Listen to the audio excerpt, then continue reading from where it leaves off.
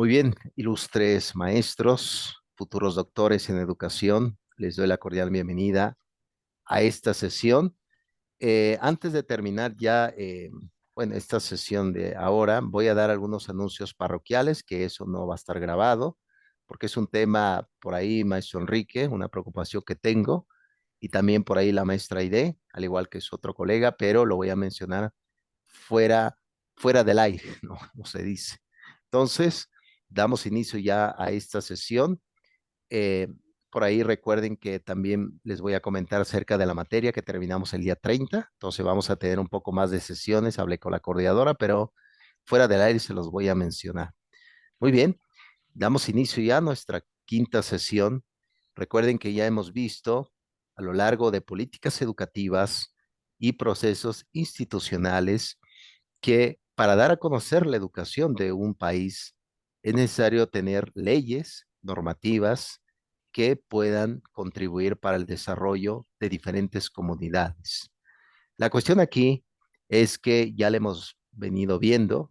Hace poco, de hecho estoy ahorita revisando el libro de Historia de México, del Colegios de México, valga la expresión.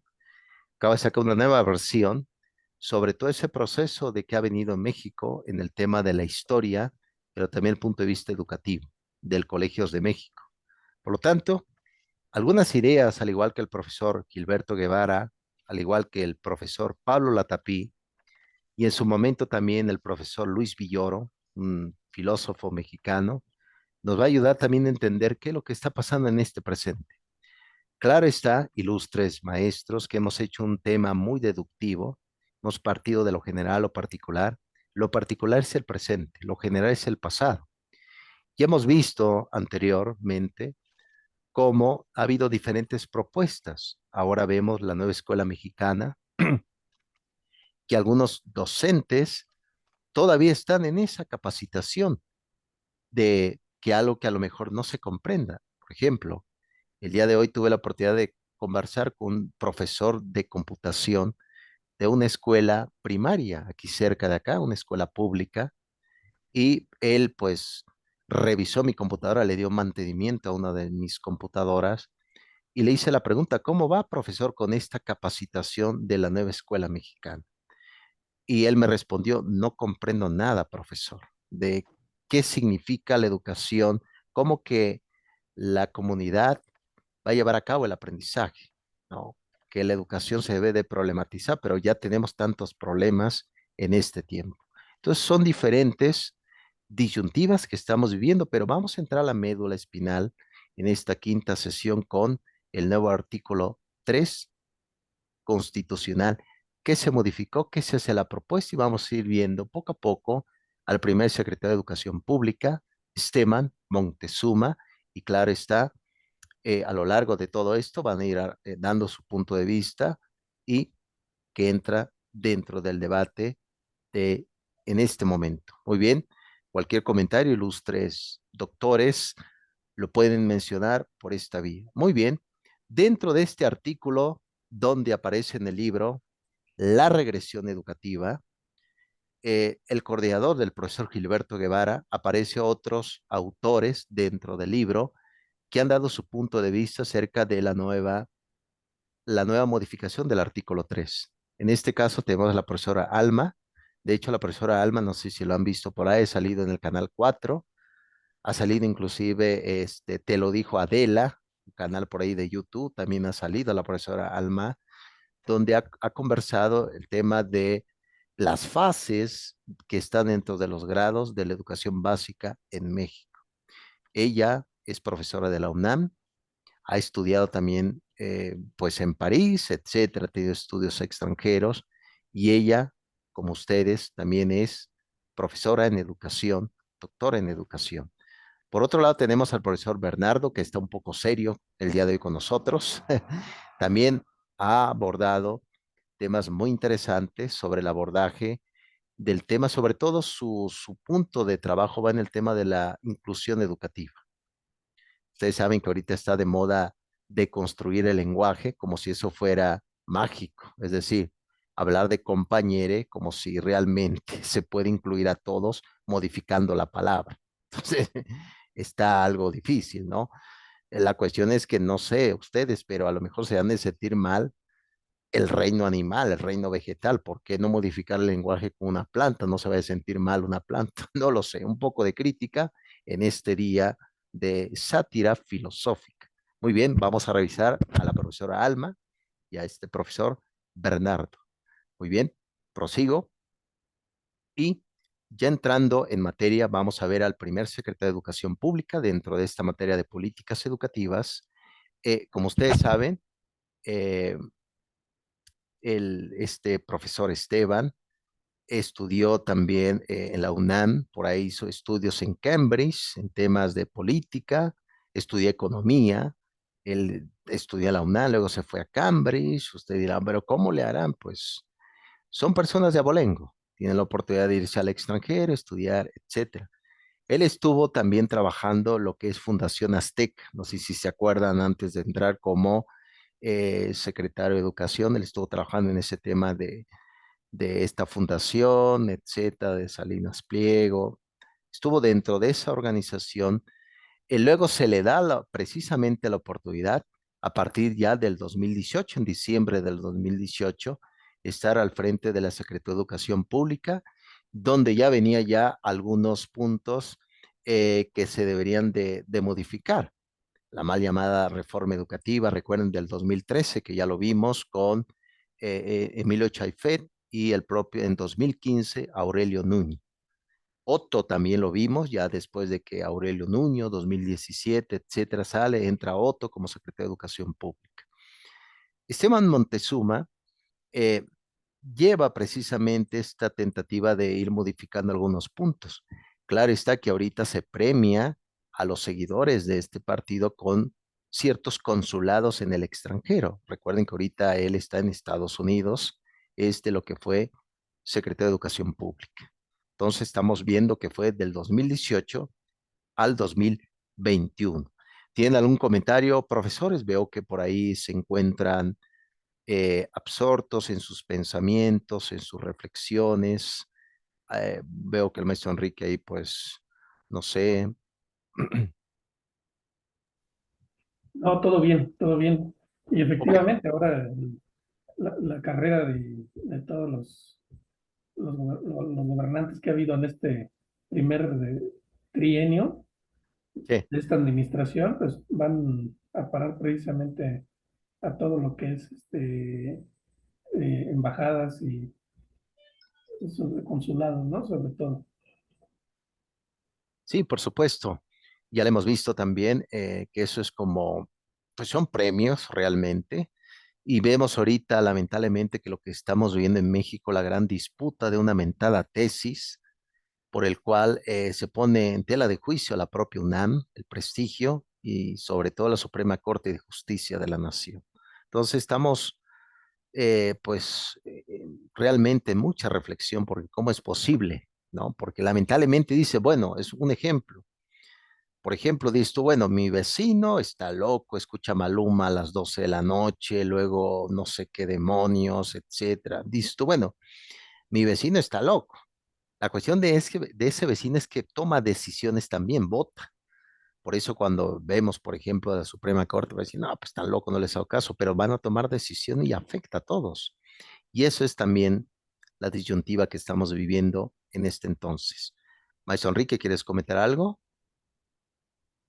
Nada más agregar acerca de lo que hablaba usted de la tesis. Sí, El día de hoy, o sea, bueno, efectivamente se dejó a la UNAM, bueno, la UNAM se quedó más bien como estado de indefensión, creo yo. Ellos mismos se orillaron a eso. Y ahora para querer cubrir esto, pues a la asesora de tesis la dieron de baja el día de hoy.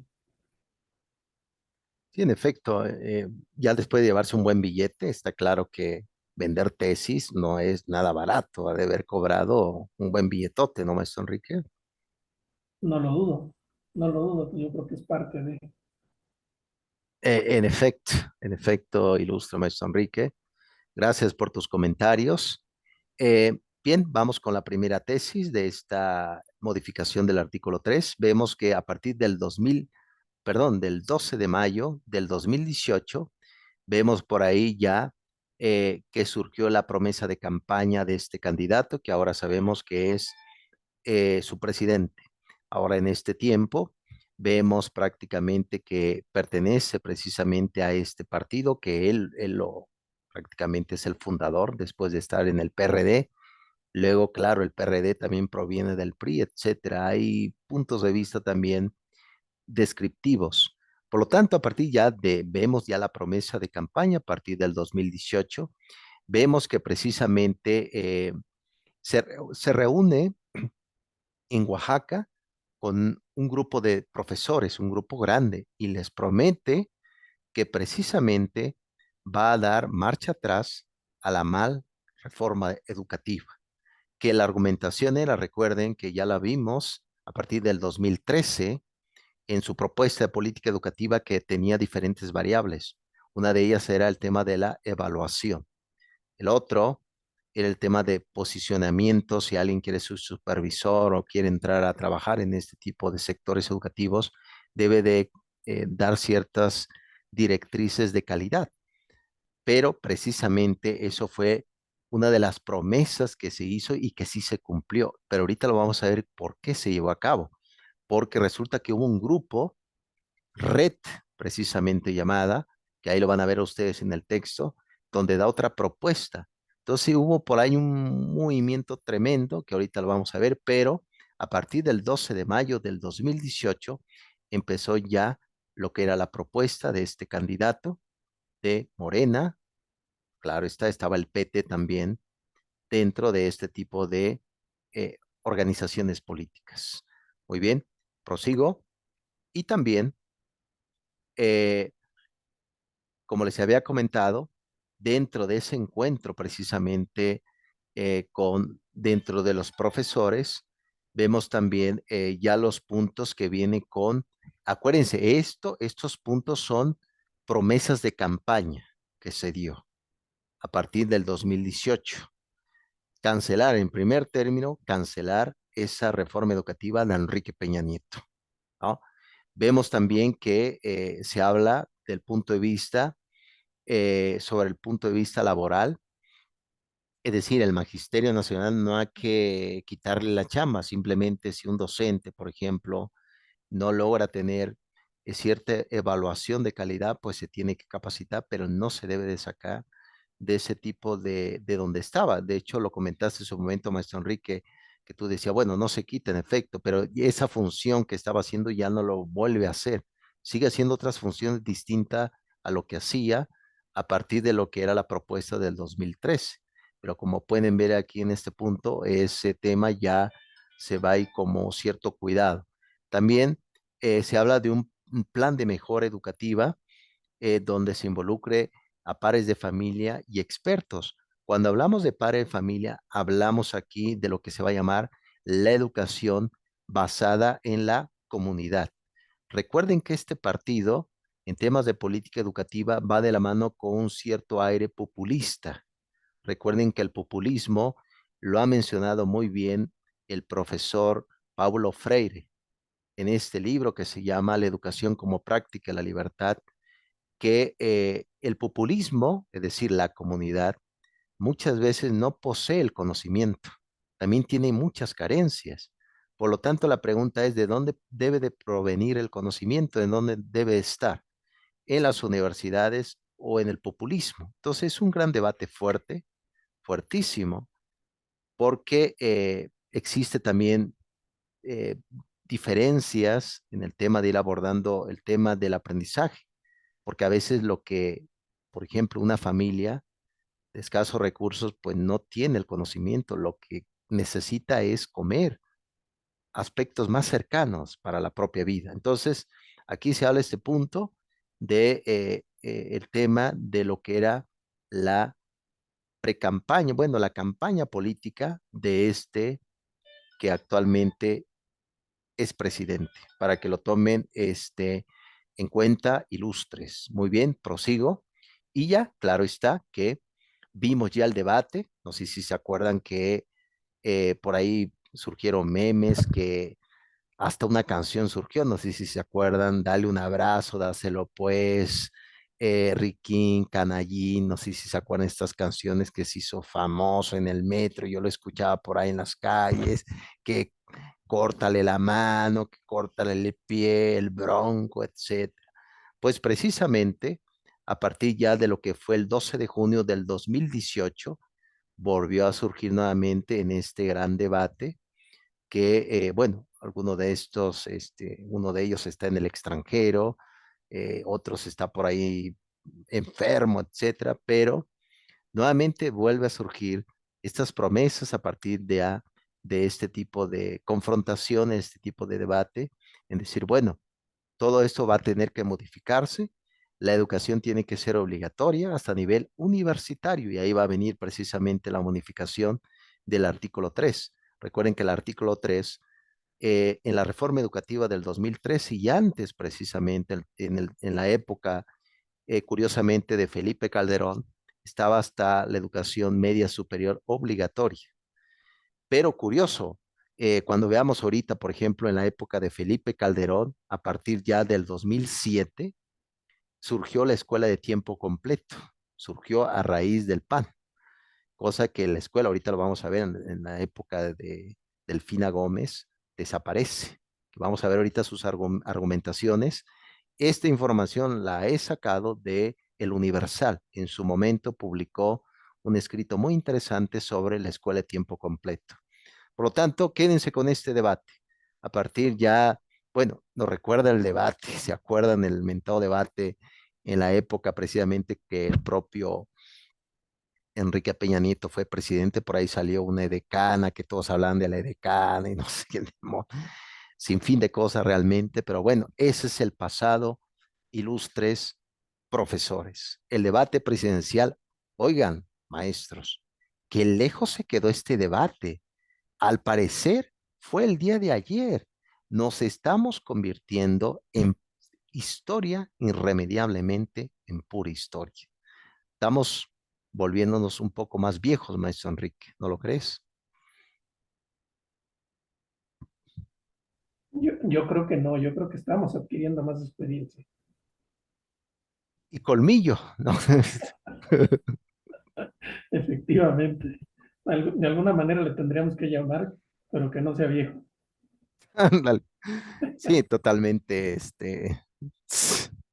totalmente ilustre maestro. Muy bien, doy continuidad a todo esto sobre el debate y demás.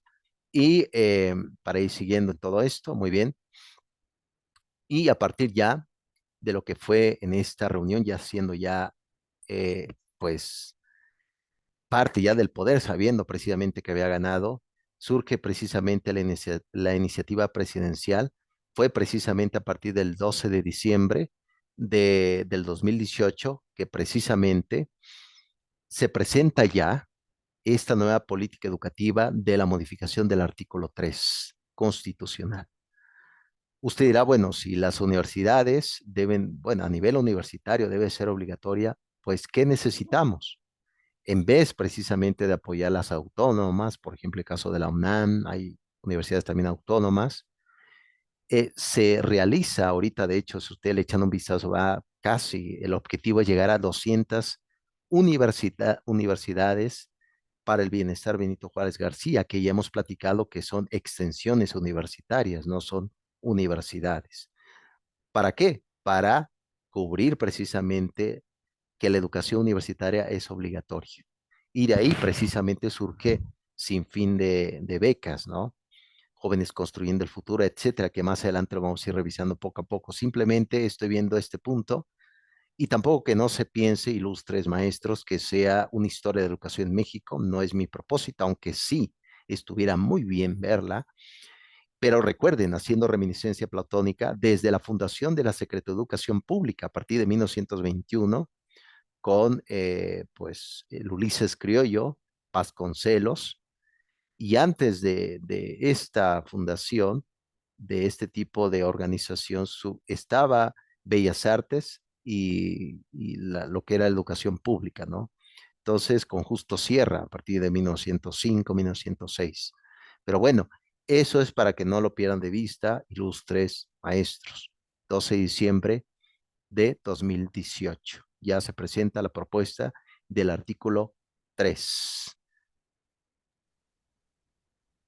Adelante, maestro Enrique. Nada más hacer observación, doctor, Sí, acerca de la propuesta que hizo en su momento, ya en los primeros días de su mandato, sí, eh, que era una propuesta que llevaba muchísimos errores. Tan es así que entre uno de ellos era que pretendían quitar la autonomía a las universidades. Y después dijeron que no era realmente la idea, sino que era error de transcripción y no sé qué tantas cosas, ¿no? Y, exacto. y que realmente la propuesta sufrió muchas modificaciones, afortunadamente. Sí, por supuesto. Por ejemplo, tienes toda la razón, ilustre, muy buen apostillado, ilustre, maestro Enrique, tienes toda la razón. Por ejemplo, el artículo que le compartí el día de hoy, el plan curricular del 2022, que desde ahí se desglosa todas las fases que actualmente se está aplicando en la nueva escuela mexicana. Ha habido sin fin de modificaciones al texto, sin fin de modificaciones. Y en efecto, por ahí surgió también una disculpa, me parece que el inconsciente salió, hubo por ahí una errata por el cual comentaron precisamente de que pues se habían equivocado, etcétera, pero sí, había un tema así. Miren, seamos honestos, la autonomía molesta para este gobierno. Todo lo que sea autónomo molesta. Eso es, no hay que perder de vista. Eso molesta. Y claro, lo peligroso, y ya se ha visto a lo largo de América Latina, inclusive lo ha mencionado el propio Eduardo Galeano, sobre el tema de el perfil que tiene gobernantes de América Latina. Tiene aire mesiánicos, como que quieren salvar a todo mundo, ¿no? Te voy a salvar, tintes mesiánicos. Pero tiene razón, maestro Enrique, hubo por ahí un error del artículo, ¿no? Donde se decían muchas cosas muy extrañas. Claro, luego se fue modificando. Hasta lo, déjame decirte, maestro Enrique, que hasta ahora se sigue modificando los artículos en temas de educación. Es como si en la misma marcha se va construyendo este tema educativo difícil. Muy bien. También dentro de ese tipo de propuestas va a venir también la cancelación de lo que les había platicado del Instituto Nacional para la Evaluación de la Educación, que se fundó en el 2002, recordando un poco en la época precisamente del propio Vicente Fox. Se funda este instituto, recuerden que el instituto era autónomo, pero sabemos que a partir del 2019 llegó a su fin. Ya no había un organismo por el cual debería de armar los reactivos, organizar el tema también de la capacidad del docente y de qué forma se va dando siempre pautas. La evaluación siempre será un instrumento de mejora. La cuestión es que a veces la propia evaluación se toma con un aspecto punitivo, de castigo, de salir de la chamba, de no tener trabajo, etcétera. Pero esto fue precisamente, como ustedes lo pueden ver, se decía que este instituto para la evaluación de la educación era simplemente un panóptico. Recuerden que esa palabra de panóptico se toma desde lo que es la filosofía política de lo que fue el siglo XIX, siglo XX. Hubo un hombre llamado Jeremy Bentham. Jeremy Bentham fue el creador de las prisiones en la época de Inglaterra, prisiones que eran totalmente redondas y totalmente en medio tenían una pequeña, pues un tipo torre donde el guardia estaba vigilando a los reos, pero el reo no podía ver al guardia, pero el guardia sí te podía ver. Por lo tanto, cuando hablamos de panóptico nos referimos a eso. Te veo, te observo, te juzgo y te castigo. Ese es el concepto precisamente que se hablaba de este tipo de institución. Muy bien. Eh, ya para ir continuando, y precisamente vamos a entrar ya con la Coordinadora Nacional de Trabajadores de la Educación, pero ahorita, ¿qué les parece, ilustres maestros, si salimos y volvemos a entrar otra vez con la liga ya para ir avanzando y también ir haciendo aspectos concretos de la misma materia. Hay que entrar con la misma liga, ilustres maestros, por favor.